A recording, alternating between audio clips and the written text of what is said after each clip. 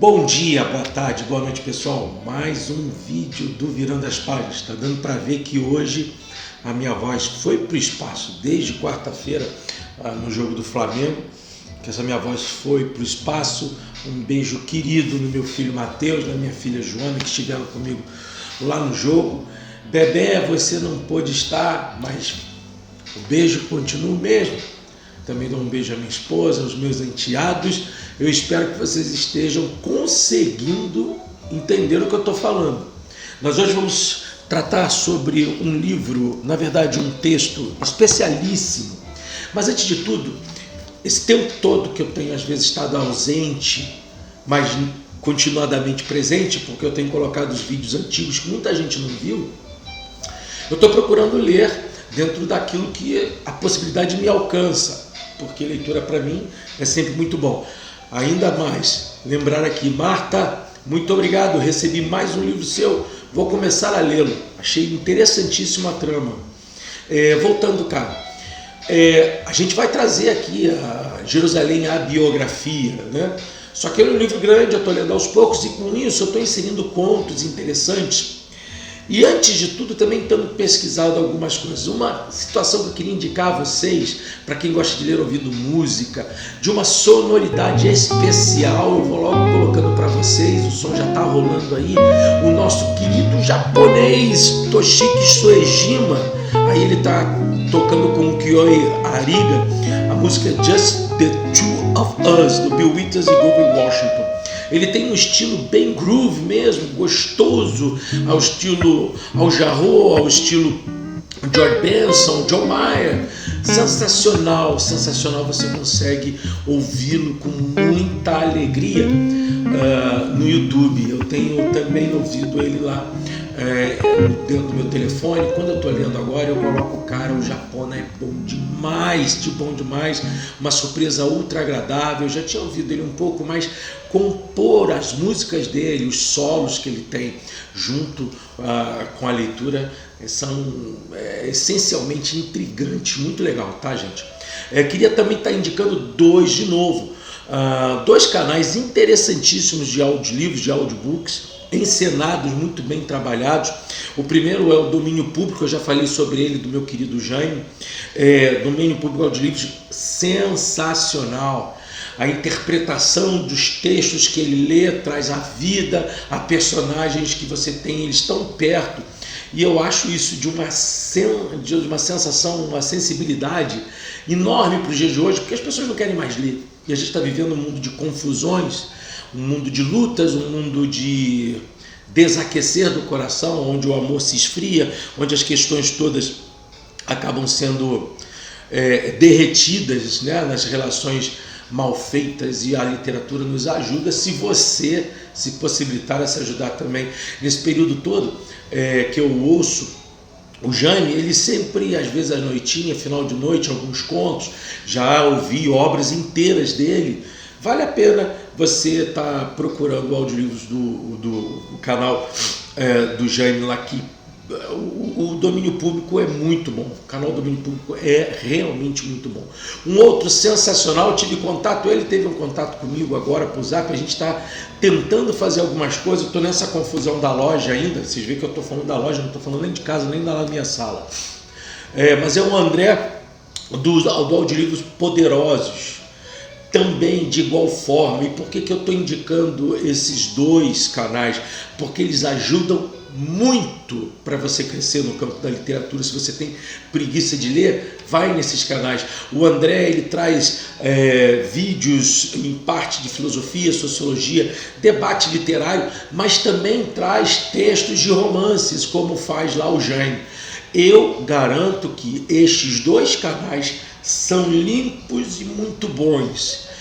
Meu canal é muito pequenininho, gente. O canal dele já está com 10 mil, outro está com, sei lá, quase 90 mil, sei lá. mas o que me interessa aqui não é a contagem de inscritos, o que me interessa aqui é que essa visão da literatura seja incorporada no teu coração. Então, quando você não puder ler, ou você tiver que ler algum livro, e você precisar, por conta dessa pressa, esse corre-corre, de repente você viaja, coloca lá no teu YouTube, vai lá dentro do carro, linka com o rádio e vai ouvindo com calma. Gente, olha,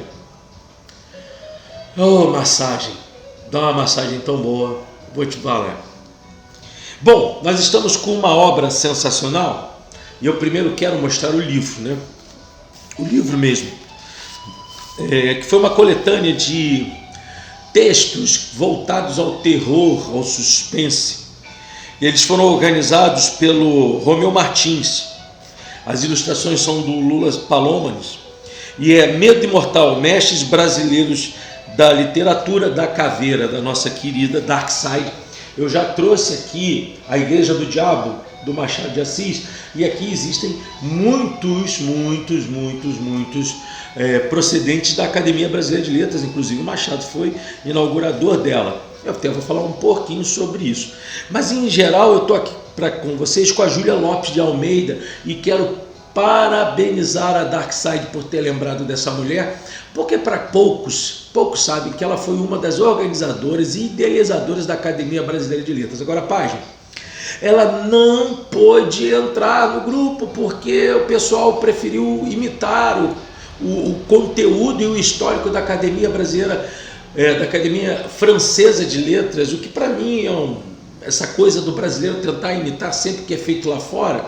E de grandes homens tomaram essas decisões, e lá na Academia Francesa de Letras não existiam mulheres. Só que a Júlia, desde sempre, a mulher trabalhou diretamente na idealização, na construção e na arrumação, na ideia, no projeto da Academia Brasileira de Letras. Ela acabou por ter o Filinto de Almeida, que era o marido dela, substituindo a sua vaga, né? Parece um pouquinho aquela coisa da Mary Shelley, que o Percy Shelley teve que fazer colocar o seu nome na obra para que ele fosse aceito, e só que depois que foi aceito como um grande conteúdo de romance muito impactante, é que acabou por si o Percy Shelley, de uma forma até muito nobre, disse: olha, a obra não foi escrita por mim, quem escreveu foi minha esposa. Então são as dificuldades que a Júlia Lopes acabou por ter, e vou falar um pouquinho sobre o livro Os Porcos. É interessante aqui a gente perceber essas questões de como se lidava com a característica da mulher, né? Ela, em cada um desses 3 ou 4 textos que ela escreve aqui, ela indica algum autor ou alguém ligado à Academia Brasileira, e um deles é o Arthur de Azevedo, mais conhecido como Arthur Nabatino Gonçalves de Azevedo, um dramaturgo que também foi condecorado como na primeira, digamos assim, sala, escola, turma da Academia Brasileira de Letras. E isso é interessante a gente falar um pouco sobre essa situação, porque me parece que tem alguma coisa a ver também com as tramas que a Júlia Lopes acabou por escrever nesta condição de suspense e de terror. Até o texto dela, Os Porcos, acaba por me lembrar muito a forma do Edgar Allan Poe em O Corvo, né? Mas tem que ser o Corvo traduzido agora, não caiam na asneira de cair na mão do Fernando Pessoa ou do Machado de Assis, que fizeram a tradução do Corvo, mas se tornou mais um Corvo do Machado de Assis e mais o Corvo do Fernando Pessoa do que do Edgar Allan Poe. O texto da Júlia me lembra muito esses enredos meio que psicológicos, né? E essa questão toda, onde a gente acaba por homenagear, né, essa mulher maravilhosa, que ela está aí ao lado de Chiquinha Gonzaga, que ela passa na virada do século, entre Império e depois a Primeira República. É terrível a Primeira República, que de república não tem muita coisa não, gente, mas importantíssima, porque ela depois continuou conceituadamente trabalhando isso. Ela nasceu em 1862 e vai morrer na década de 30, ou seja, quando a Academia Brasileira de Letras foi fundada, em 29 de julho de 1897, ela tinha lá os seus 35 anos, então ela tinha todo toda a força, né, de produção, tanto que ela vai construir outros grandes textos também parecidos com esse, textos infantis, e foi uma mulher que acabou por deixar uma herança, uma tradição literária importantíssima e de participação feminina. E aqui eu não estou querendo discutir nessa loucura que hoje nós temos de feministas contra não feministas, eu não estou tentando debater isso, eu estou falando do gênio que é a Júlia Lopes, e ela trabalhou um livro doloroso, Os Porcos. Eu vou, só para que você comece a entender, veja o texto desta menina, dessa Umbelina, como começa a vida dessa mulher. Quando a cabocla Umbelina apareceu grávida, o pai moeu-a de surras, afirmando que daria o neto aos porcos para que a ele comessem. Esta é a vida de uma menina que vai sofrer o desgosto do pai, a desatenção da mãe e depois a traição de um noivo rico que acaba deixando ela aparentemente por uma outra pessoa, por uma outra mulher. Mas o que integra para mim com muita força é a relação que ela tem com o cenário dos porcos, porque o próprio texto da Júlia diz que um dia ela, quando criança ainda, pensava ter visto um braço de um bebê em meio ao chiqueiro e os porcos tendo um desses braços, esse braço inclusive na boca de um desses animais. Os porcos é uma configuração meramente impactante, mas para mostrar a dilaceração do sentimento das pessoas e principalmente no caso da Umbelina, o sofrimento que ela acaba por ter diante de tantas situações dolorosas e que não se, digamos assim, se limita àquele texto apenas, né? Eu me lembro muito no Desassossego da nossa querida personagem natalina, da Conceição, da nossa autora querida Conceição Evaristo, onde ela tem 4 filhos, mas só entende que um mesmo é o filho da quem ela vai se apegar. As dores são muito próximas porque são dores de mulheres que têm que lutar com toda a construção moral daquela época. Ah, Armando, mas você tem exemplos externos? É claro que eu tenho exemplos externos do livro, vou falar um pouquinho mais sobre o enredo dele, mas um deles que para mim me parece muito proposto está aqui, ó. É esse aqui, o retrato de Dorian Gray. É doloroso como a Sybil Vane vai sofrer nas mãos do Dorian Gray depois que ela entrega toda a sua paixão, todo o seu amor, quando ela é convencida pelo amor e pela paixão. Existe um texto nessa linda edição da Civilização Brasileira, na página 101, ele está aqui, deixa eu ver, 101 não, 102, Armando? Sim. Olha como é que a Sybil Vane, que era uma artista, alguém que fugia para o teatro e que tinha uma grande personalidade e que se não levava pelos chumescos da época, mas olha quando ela se apaixona por um Lord, o Dorian, e todos sabem que aqui o Oscar Wilde traz ao Dorian uma visão bem enigmática e terrível, mas que é uma crítica também ao sentimento de época, ao fetichismo que lá existia, e também uma crítica à situação da nobreza inglesa, da sociedade inglesa, de forma diferente, como por exemplo Charles Dickens fez também com Oliver Twist, mas aqui mostrando a essencialidade e principalmente a vulgaridade do ser quando ele é egoísta bastante para pensar só nele. Ela diz para ele: você apareceu, ó meu belo amor, e libertou minha alma da prisão, ensinou-me o que é verdadeiramente a realidade. Estimulava, sim, aí ela começa a dizer da paixão sobre ele, e quando ele vê que ela se apaixonou completamente por ele, ele perde o amor por ela, porque justamente ele a amava porque ela estava para com ele numa grandeza de composição onde ela não se rendia às paixões. E aí ele diz: sim, você matou o meu amor. Estimulava a minha imaginação, agora não estimula nem mesmo a minha curiosidade. Não produz nenhum efeito, simplesmente amei-a porque era maravilhosa, porque tinha gênio, porque tinha inteligência, porque realizava os sonhos de grandes poetas e dava forma e substância às sombras de arte.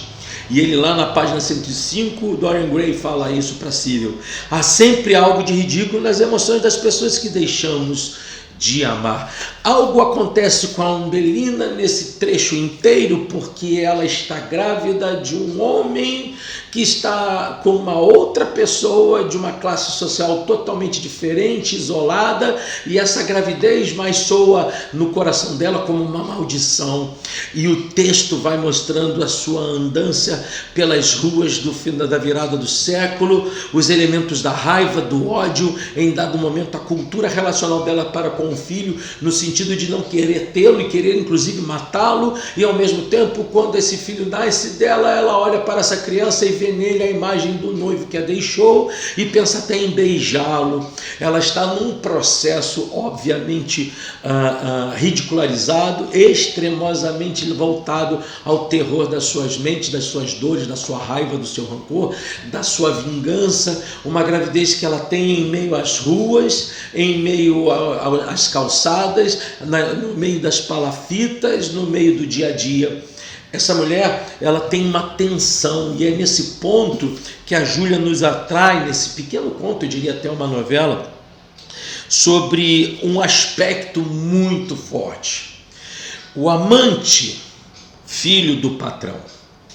Essa mulher não é solteira, não é casada, então ela não deveria ter um amante, mas ela era, por si só, amante, filho do patrão. O amante, filho do patrão. O homem que tem poder, o homem que usa a mulher simplesmente como um elemento de prazer. E aqui não é uma discussão feminista, é uma discussão essencialmente ética das relações. Um homem que usa de mulheres, como mulheres também podem usar de homens. Existem livros, por exemplo, que retratam mulheres poderosas que usam os homens aos seus pés. Diz que colocou ela de lado. Ela é uma menina colocada de lado pelo seu pai, pela sua mãe, pela sociedade, por si mesma.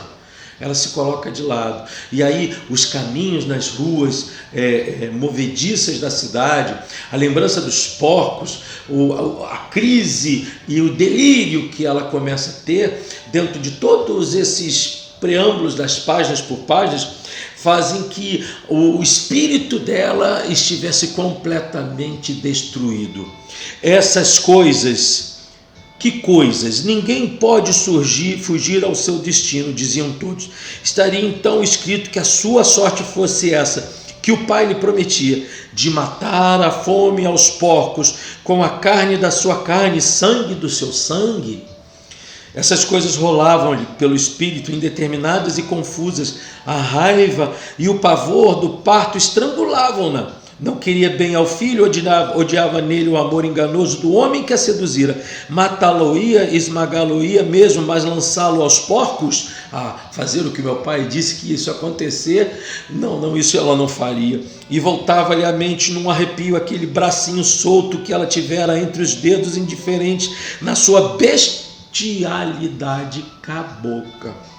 É interessante como a Júlia faz questão de determinar esta moça como uma cabocla matuta. A sua ideia era ir ao filho na porta, com o filho na porta do amante, matá-lo-ia ali diante dele, nos degraus de pedra, e o pai havia de pisar de manhã quando descesse para o passeio consumado. Em casa não a queriam, a mãe renegava, o pai batia-lhe, o amante fechava-lhe as portas, e Umbelina praguejava alto, ameaçando de fazer cair sobre toda a gente uma cólera divina.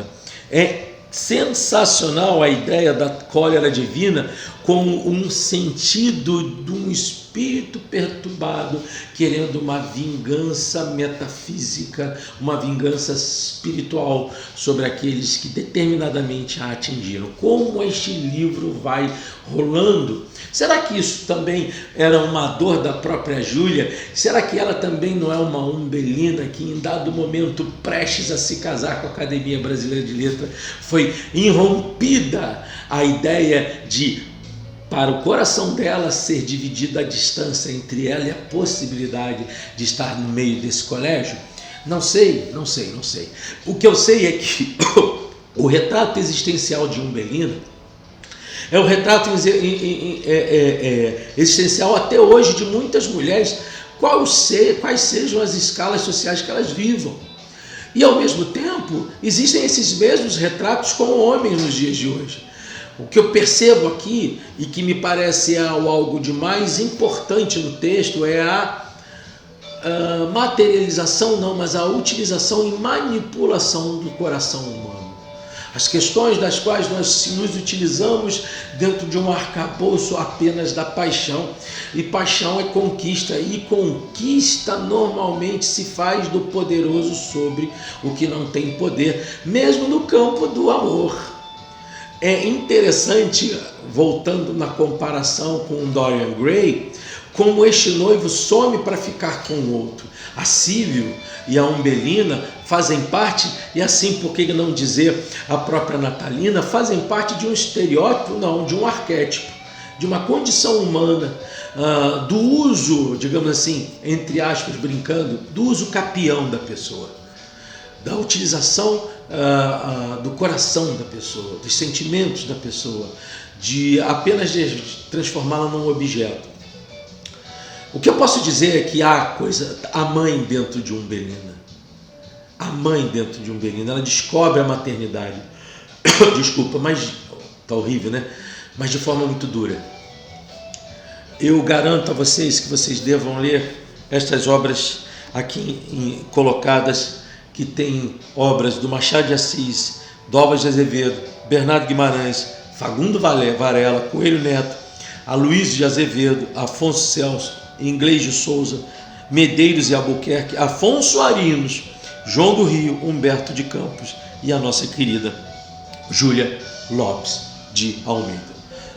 Proponho a leitura, indico a leitura e faça com que você reflita no momento de um mundo tão dividido, de um mundo tão seco, de corações tão duros e de amor tão diminuído, dentro de uma esfera de patamares e de planetas dessa polaridade ignorante, onde antes de se raciocinar, se agride, antes de se pensar, se ataca, antes de sentar para debater, investe-se com mentiras e com manipulações. Estamos vindo já com Cthulhu, do nosso Lovecraft, e já a gente vem também com nossa querida biografia, Jerusalém, a biografia do Sabá. Como eu sempre digo, supere-se, aprenda mais, ler é bom, virando as páginas, desculpa a minha rouquidão, se você gostou do vídeo, distribua, compartilha. Marta, você e mais 2 caras nesse grupo todo aqui que me segue são anjos para me entregarem livros todos os dias, e eu fico muito agradecido. Até mais, gente, até a próxima.